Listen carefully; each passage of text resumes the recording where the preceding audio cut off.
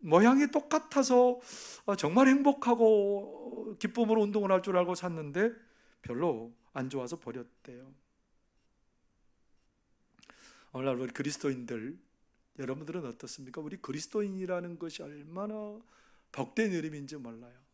예수님을 보고 따라가는 그 사람, 복된 이름입니다.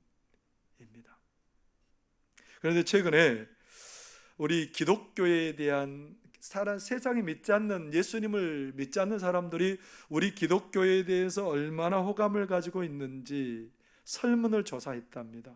얼마나 될까요? 불교가 50%가 넘는 사람들이, 절반이 넘는 사람들이 불교에 대한 호감을 갖고 있답니다. 두 번째로 높은 것이 천주교였답니다. 천주교도 절반 가까이인 사람들이 호감을 갖고 있다고 합니다. 우리 기독교는 얼마나 사람들이 호감을 가질까요? 40%? 그러면 괜찮죠. 30%? 20%? 그것도 아니에요. 14%. 100명 중에 14명만 우리 기독교에 대해서 호감을 갖고 있답니다. 충격이죠. 나하고 상관없는데 목사님 무슨 상관이에요? 여러분 그렇게 혹시 생각하세요? 그렇다면 여러분 큰 착각입니다. 우리 하나님께서 우리에게 복음을 전하게 하시고 그 복음을 듣고 많은 사람들이 구원의 길로 돌아오기를 원하시는데, 여러분 많은 사람들이 100명 중에 14명만 호감을 가지고 있으면 내가 아무리 복음을 전해도 그 사람이 뭐라고 받아들이겠어요? 당신이나 잘해. 그러고 그것을 거부하고 말지요. 그렇기 때문에 우리 믿는 사람들에 대해서 호감도가 그 정도라는 것은 우리가 경각심을 가져야 될 때라는 겁니다. 그런데 이게 한편으로는 긍정적인 부분도 있습니다. 왜 긍정적이에요? 그 사람들이 우리에게 대해서 기대하는 게 많아요. 그 운동화를 사려고 했던 그 사람이 고무신 정도의 기능을 구했다면 그 운동화 기쁨으로 신었을 거예요. 고무신은 우리가 바닥이 부드럽고 착용감이 좋고 그거하고는 상관없잖아요. 그 정도 기대감이었으면 그 정도 운동화도 좋다고 막 신고 뛰어다녔을 거예요. 그런데 기대감이 있는 거예요. 이 운동화는 달 거라는 기대감이 있는 거예요. 세상 사람들이 우리를 바라보면서 뭔가를 기대하고 있어요. 우리는 그렇게 안 살아도 이 예수 믿는 사람들만큼은 우리하고 다르게 살 것이다. 우리하고 같지 않을 것이다. 저 사람은 희망을 보여주는 사람들일 것이다 라는 뭐가 있어요? 기대감이 있는데 우리가 그 기대감으로 살지 못해서 비호감,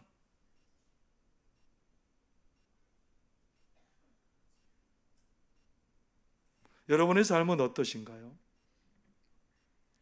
세상 사람들은 적어도 우리가 예수 믿는 사람으로, 하나님의 사람으로 다른 삶, 구별된 삶을 보이기를 원하는 거지요. 오늘 그 예수님께서 오늘 말씀을 통해서 그 구별된 삶이 뭔지를 우리에게 얘기를 해주세요. 우리는 세상 사람들과 전혀 다른 거예요. 세상 사람들이 살아가는 수준과 삶의 방법과 전혀 다른 삶을 살아가는 사람들이 우리들이라는 겁니다. 오늘 32절에서 34절 말씀을 같이 한번 보시면 좋겠습니다. 한번 같이 읽어보겠습니다. 시작. 너희가 만일 너희를 사랑하는 자만을 사랑하면 칭찬받을 것이 무엇이냐? 죄인들도 사랑하는 자는 사랑하느니라. 너희가 만일 선대하는 자만을 선대하면 칭찬받을 것이 무엇이냐? 죄인들도 이렇게 하느니라. 너희가 받기를 바라고 사람들에게 구워주면 칭찬받을 것이 무엇이냐? 죄인들도 그만큼 받고자 하여 죄인에게 구워주느니라. 우리가 만약에 우리 자랑해요. 나 사람 사랑하고 있다고. 여러분 그렇잖아요. 우리 참 사람 사랑해요. 어느 정도까지 사랑해요? 어디까지 사랑해요? 나를 사랑하는 사람들. 그래 놓고도 우리는 뭔가 내가 특별한 일을 한 것처럼 생각해요. 근데 예수님을 믿지 않고 하나님을 모르는 사람들도 자기를 사랑하는 사람들 많이 사랑해요. 그 사람들도 당연히 자기를 사랑하는 사람들을 안 사랑할 사람이 어디 있겠어요? 근데 우리가 그것 가지고 생색낼 일은 아니라는 거예요. 우리가 때로는 많은 사람들에게 빌려주고 어떤 것들을 꾸어주기도 해요. 그러면서 야, 나는 나 정도 이렇게 많이 꾸어주고 빌려주는 정도의 삶이라면 참 잘 살지, 그렇게 생각하는데 세상 사람들도 어떤다는 거예요? 세상 사람들도 자기에게 돌려줄 가능성이 있는 사람들에게 그냥 마음껏 이렇게 빌려주기도 하고 그런다는 거예요. 그게 우리의 자랑이 아니라는 겁니다. 우리는 그냥 세상 사람들과 똑같은 방법으로 살면서도 나 정도는 괜찮다라고 착각하고 살아갈 때가 많아요. 그러니까 세상 사람들이 그런 모습을 보면서 저게 뭐지? 나하고 똑같네? 그렇게 하고 살아간다는 거예요. 최근에 저는 몇 가지 일들을 통해서 우리가 너무 세상 사람들이 살아가는 방법과 너무 흡사하고 유사하게 살아간다라는 생각을 하고 살아갑니다. 몇 주 전에 제가 남자 여자 화장실 청소 광고를 했습니다. 한 주일에 한 번씩만, 한 달에 한 번씩만 좀 화장실 청소 좀 해주세요. 그렇게 광고를 해서 저는 내심 기대했어요. 사람들이 너무 많이 지원하면 어떡하지? 너무 많이 지원하면 절반은 이번에 하고 절반은 나중에 또 하라고 그렇게 양해를 구해야 되겠다, 그렇게 생각하고 광고를 냈는데 한 명도 지원 안 했어요. 첫 주에. 이게 뭐지? 광고를 잘못했나 내가? 그 다음 주에 했더니 한 두세 사람이 했어요. 그래서 제가 세 번째 주에 광고를 내면서 억지로 시켰습니다. 언제 청소해 주세요. 청소하냐 안 하냐의 문제가 아니에요. 우리도 누구나 다 안 하고 싶은 일은 안 하고 싶어 해요. 세상 사람들과 똑같아요, 우리의 모습이. 내가 낮아져 섬기는 그 자리에 우리도 안 가고 싶어요, 이제는. 화장실 청소 가지고 얘기하는 거 아니에요. 우리의 모습이 세상 사람들의 사고방식과 그런 형태하고 너무 닮아 있다는 겁니다. 지난주 금요일에는요, 구구에게 양독주 집사님께서 하나님의 부름을 받았습니다. 요양원에는 계셨는데 건강하셨어요. 그리고 명절에도 가족들과 함께 그렇게 좋은 시간 보내고, 그리고 이제 나중에 보자라고 했는데 그렇게 인사하고 해줬는데 갑자기 그냥 돌아가신 거예요. 제가 양독주 집사님을 요양원에 가서 뵀을 때 정말 얼굴이 밝으셨거든요. 몸은 불편하셨는데 얼굴이 정말 밝으셨고, 그런데 이제 거기에 가서 유가족들을 만나고 했는데 아드님이 한 분 계시고 따님이 세 분 계시고, 거기 이제 믿는 사람은 그 며느님 한 분이 예수님을 믿더라고요. 나머지 분들은 예수님 믿다가 또 안 믿게 되었는지 지금은 안 믿어요. 그리고 이제 그렇게 파악을 하고 입관을 하는데 다른 가족들과는 달리 그 가족들이 그냥 손자 손녀들까지 전부 다 할머니 입관하고 그런 곳에 보려고 다 왔어요. 세상에 이렇게 많이, 보통은 안 그러거든요. 얼마 많이 그렇게 입관하는데 안 오는데 거기 막 다 왔어요.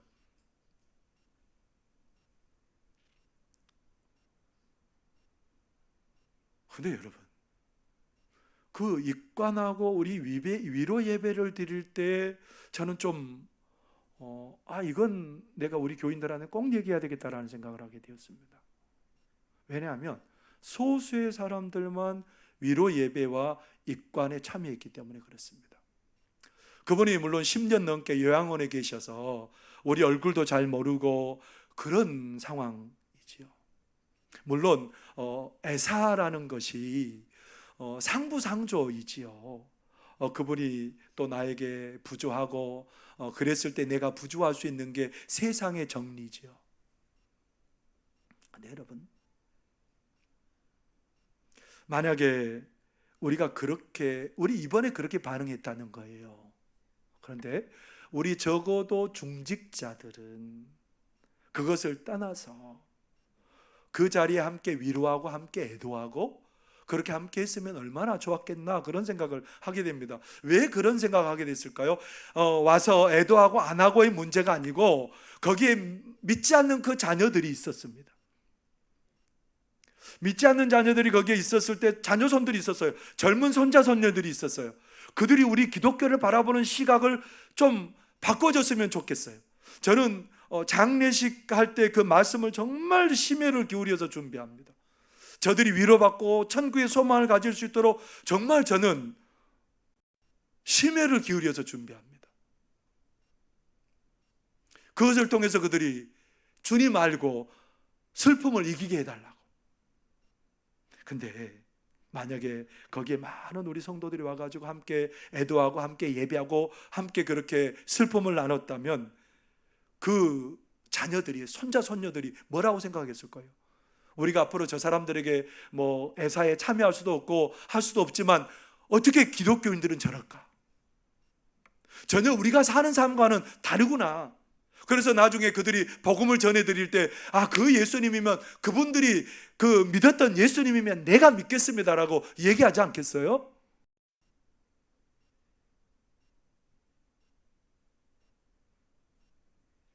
거기에 장례식장에 가느냐 안 하느냐 그 얘기하고 싶은 거 아니죠? 아시죠? 제가 무슨 얘기하는지? 우리의 삶의 방법이나 삶의 태도는 세상 사람들과는 달라야 된다는 것을 저는 얘기하고 싶은 거예요. 이번 설날은 눈날이라죠. 눈이 계속 와가지고 이번 설에 저는 이제 눈이 많이 온다 그래서 주일날 저녁에 고향을 방문했습니다. 주일날 저녁에 고향을 갔다가 월요일날 나왔어요. 부랴부랴 눈 온다길래. 그래서 이제 저녁에 늦은 시간에 오는 길에 눈들이 많이 내리고 있었고 또 그런 상황이었습니다.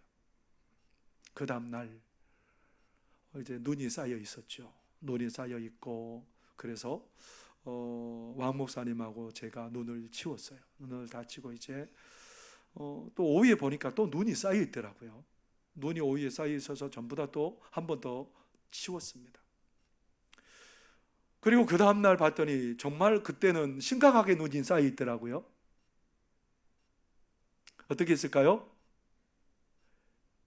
행복하게 열심히 치웠습니다. 눈 치우는 게 별로 그렇게 어려운 일이 아니거든요.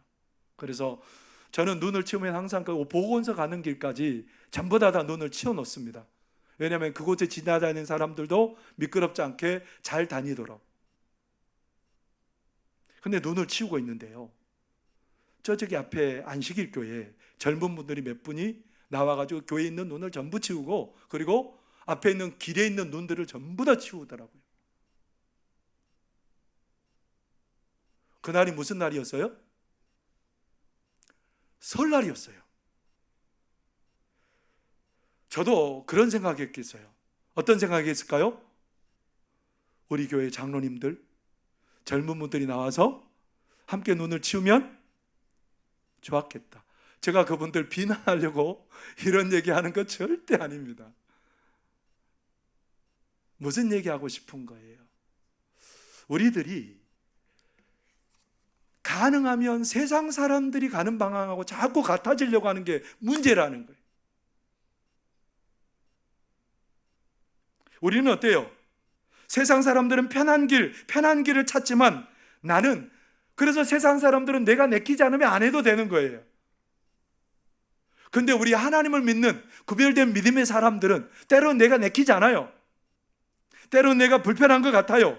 그래도 우리 믿음의 사람들은 그 불편한 길을 택하고 살아가는 거지요. 눈 치우라 그런 얘기 아닌 거 아시죠? 장례식장에 오냐 안 오냐 그 얘기 하고 싶은 거 아닌 거 아시죠? 화장실 청소해라 안 해라 그 얘기 하고 싶은 게 아니에요. 우리의 삶의 태도나 우리의 삶의 방법이 세상 사람들과는 달라야 된다는 것을 말씀드리고 싶은 거예요.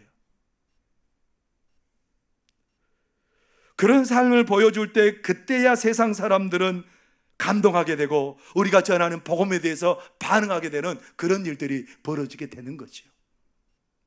도대체 세상 사람들을 감동시키고 그렇기 위해서는, 다른 삶을 살아가기 위해서는 어떤 삶을 살아가야 될까요? 이미 하나님께서는 그 삶의 길을 우리에게 보여주고 계십니다. 오늘 36절의 말씀을 한번 같이 읽어볼까요? 36절 함께 읽겠습니다. 시작. 너희 아버지의 자비로우신 같이 너희도 자비로운 자가 되라. 뭐라고 말씀하세요? 여기서 보면 너희 아버지께서 자비로우신 것 같이, 너희 아버지 하나님께서 너희를 사랑해 주시는 것 같이 너희들이 그 사랑을 실천하며 사는 사람들이 되면 좋겠다. 자비로운 자가 되라, 이 말은 뭐냐면 한 번, 두 번, 대여섯 번 했다고 거기에서 만족하고 끝내라는 얘기가 아니고 계속해서 끊임없이 그 길을 가라고 우리에게 얘기하시는 그런 말씀이에요. 여러분, 우리 하나님은 우리를 어떻게 사랑하셨길래요? 죄와 사망에 매여 있는 우리를 위해서 독생자 외아들 예수님 우리에게 내어주신 분이에요. 그래서 하나님은 뭐라고 말해요? 하나님이 세상을 이처럼 사랑하사, 자격이 없는 사람들이에요. 받을 자격이 없는 사람들이에요. 근데 그 사람을 하나님이 사랑하셨고 뭘 주시려고요? 영생을 주시려고, 하나님께 있는 모든 것들을 다 주시려고 하나님이 그들을 사랑하셨답니다. 하나님이 그들에게 영생을 주시고 그들을 구원하시려고 인생들을 사랑하셨답니다. 하나님의 마음을 잘 표현하는 말씀이 이사야 55장 1절에서 2절에 이렇게 기록되어 있지요. 오라 너희 모든 목마른 자들아 물로 나오라.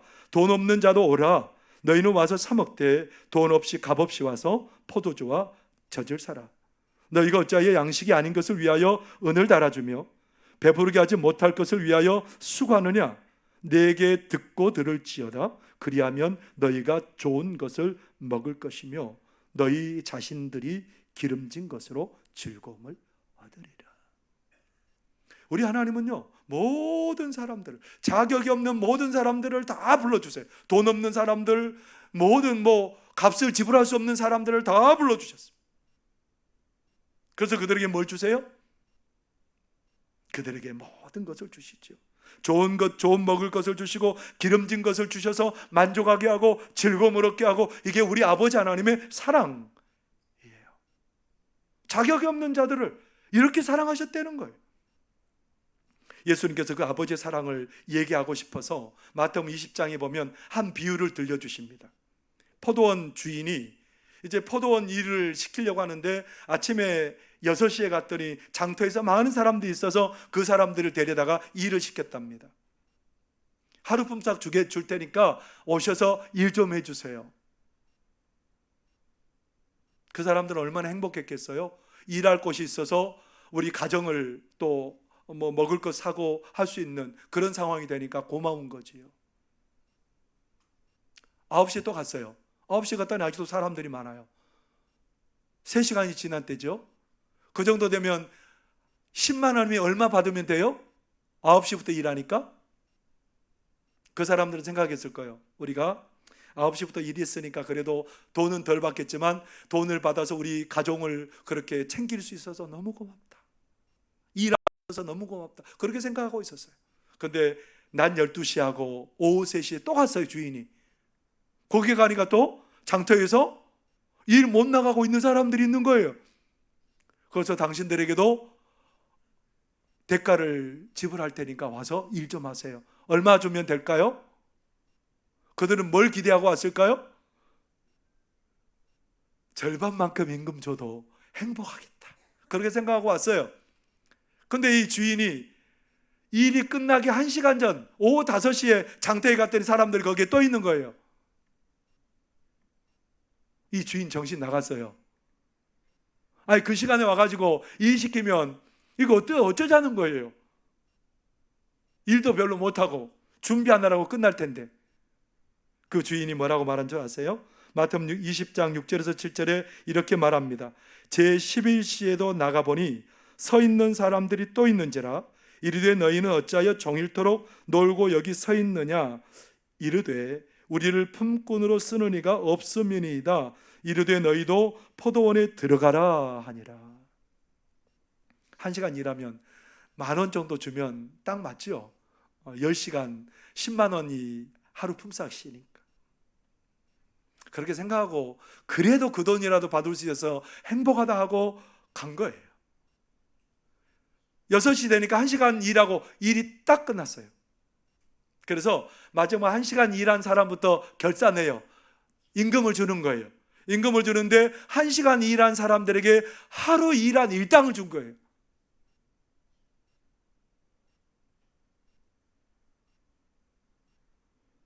이거 세상에서는 없는 일이에요. 1시간 일했는데 무슨 일당을 주냐고요. 예수님께서 하고 싶은 얘기가 있는 거예요. 하나님 아버지가 너희를 이처럼 사랑한다. 자격 없는 너희들을 이처럼 사랑하셔서 하나님이 놀라운 은혜와 복을 주신다는 거예요. 이 사건을 보고 세상 사람들이 뭐라고 그러겠어요? 우리의 방법과 우리의 사고와는 전혀 다른 거예요. 그 사건에 감동하고 그 사건에 정말 그 주인을 나도 사랑하고 싶다 그런 마음이 들지 않았겠어요? 세상은 어떻게 감동할 수 있겠어요? 하나님을 따르는 바보 같은 사랑이 세상을 감동시키지요. 세상을 변화시킬 수 있지요. 노드 선교사님과 함께 한국에 선교사로 오셨던 아펜젤러 선교사님이 계십니다.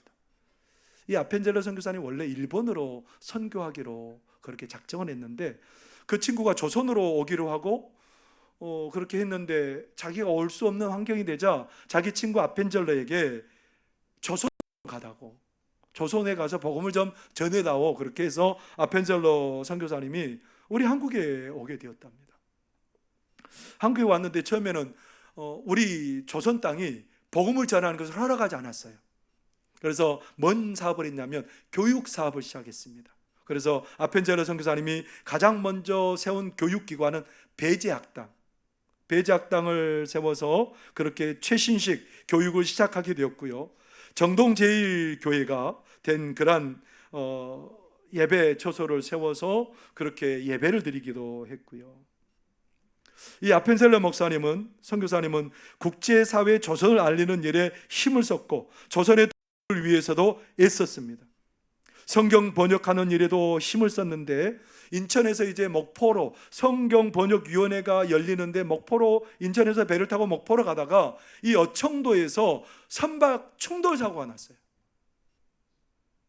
군산 가까운 어청도에서 선박 충돌 사고가 나가지고 거기는 누가 함께 타고 있었냐면 자기를 돕는 조선인과 조선인 여학생들이 여학생이 타고 있었는데 그냥 침몰하는 배에서 빠져나오면 돼요. 자기는 살 수 있어요.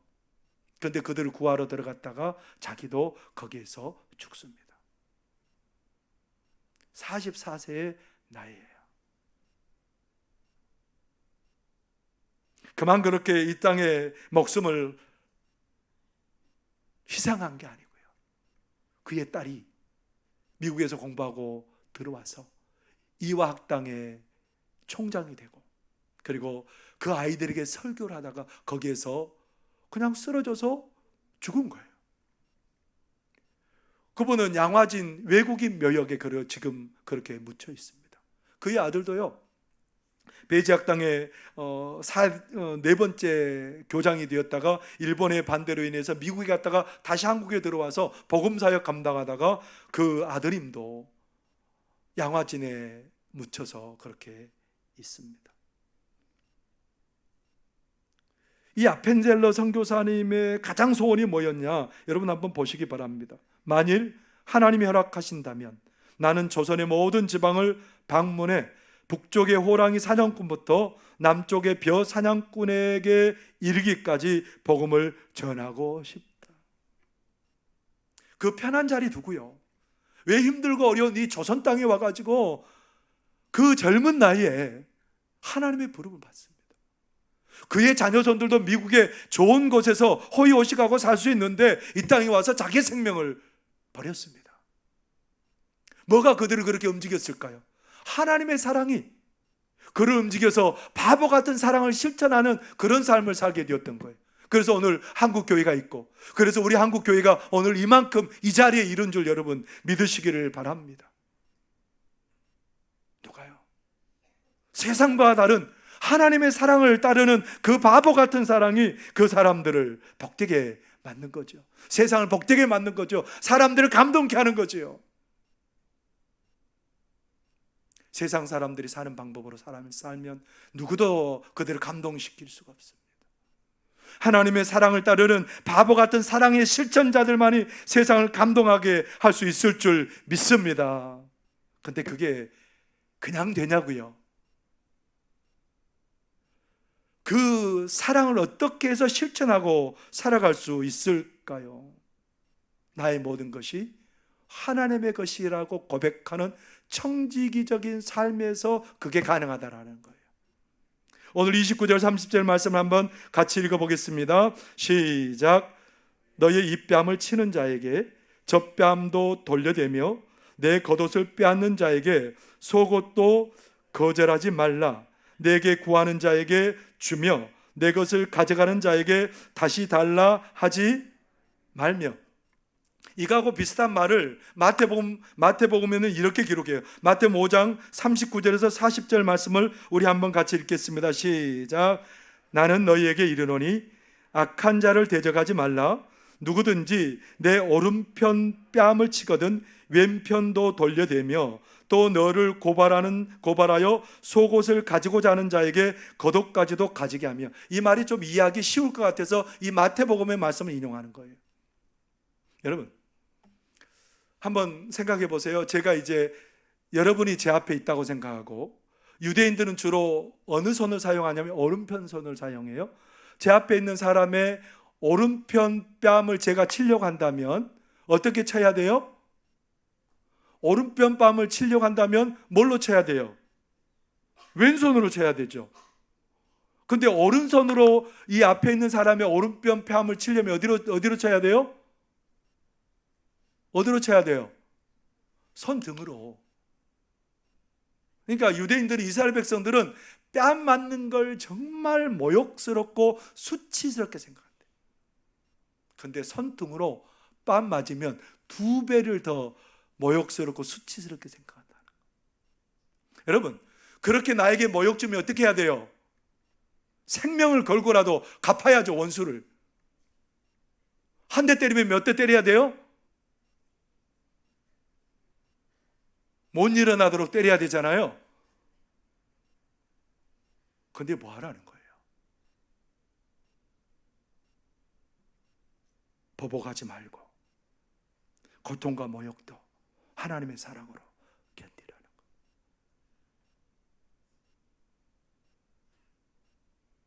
속옷을 갖고자 하면, 여러분 속옷은 옛날에는 값비싼 것도 아니고요, 그리고 꼭 필요한 것도 아니에요.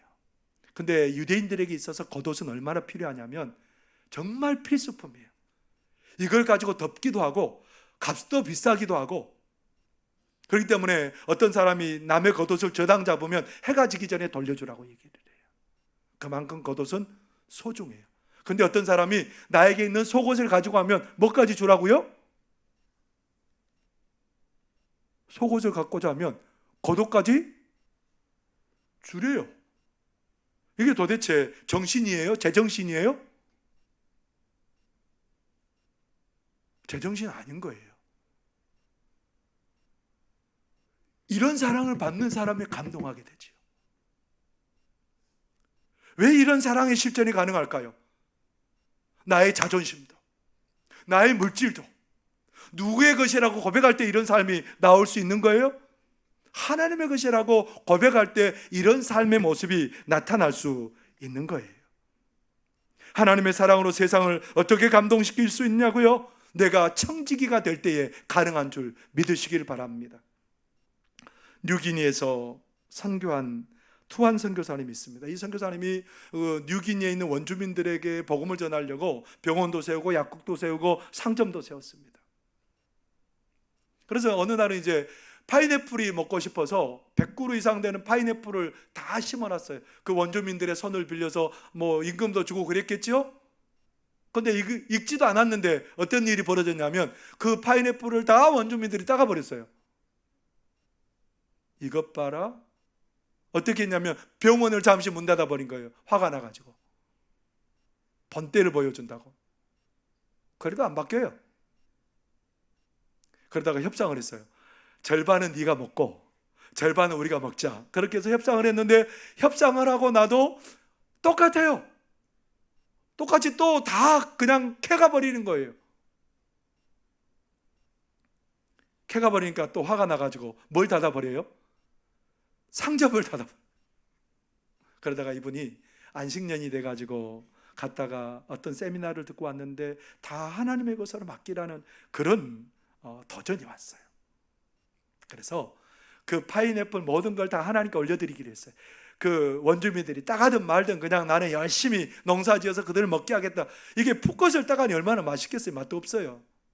근데 나중에 하나님께 드리기로 하고 이제 그렇게 결단하고 있는데 한 원주민 청년이 그 파인애플을 따가면서, 왜 선교사님이 옛날에는 막 파인애플 하나 따가도 얼굴이 불그락 풀어가면서 화를 내더니 왜 화를 안 내세요? 이거 하나님께 드려버린 거라고, 내 거 아니라고. 이 사람들이 어떤 생각이 드냐면 하나님 것을 도둑질하면 안 된다고 생각을 하게 된 거예요. 그래가지고 이게 파인애플이 잘 익기까지 두었다가 이 선교사님이 그 파인애플을 수확해서 원주민들에게 나눠주고, 그러면서 이 원주민들이 그때야 복음을 받아들이고 예수님을 믿게 되는 역사가 일어나게 되었답니다. 내 것이라고 계속 고집했으면 자기도 힘들었을 것이고 그랬을 텐데, 이게 다 하나님의 것이라고 고백하고 인정하게 되었을 때에 거기에서 놀라운 변화의 역사가, 감동의 역사가 일어나게 되었던 것입니다. 복음 노래 우리라는 가사가 이렇게 적어지고 있죠. 한번 화면을 보시기 바랍니다. 외로움도 견뎌나가겠어. 바보란 소리를 들어도 줬어. 날 비웃는 그 비웃음들을 그 사랑으로 받아주겠어. 이 모든 것이 힘들다는 것을 당신은 내게 알려줬어. 당신의 사랑은 너무나 많고 크고 그래서 나는 살아가겠어. 굉장히 가사가 긴데요, 앞에 부분만 제가 이렇게 한번 보여드린 거예요. 세상과 다른 삶이라는 거예요. 바보스러운 삶. 바보스러운 삶을 택하고 주님을 따르는 삶의 길을 택했을 때 세상은 감동하게 될 줄 여러분 믿으시기를 바랍니다. 세상의 모든 사람들은 우리가 세상 사람들이 가는 길을 걷기를 원하지 않으세요. 하나님을 따라서 사랑의 길을 걷기를 원하시고요, 청지기의 삶으로 세상을 감동시키는 삶을 살기를 원하십니다. 이 삶이 세상을 복되게 하고 세상을 변화시키는 역사로 이끌 줄 믿습니다. 하나님은 여러분에게 오늘 도전하십니다. 세상이 아닌 나를 따르는 삶을 살라고 도전하십니다. 2025년에는 그 길을 걸어가는 저와 여러분의 삶이 되시기를 바랍니다. 기도하겠습니다. 사랑하는 하나님 아버지, 고맙고 감사합니다. 우리의 삶이 다시 한번 주님 따르기로 결단하게 하여 주시고, 아버지 하나님의 그 사랑에 힘입어서 그 사랑 따라 살기로 결단하는 그런 우리들 되게 하여 주옵소서. 예수님 이름으로 기도하옵나이다. 아멘.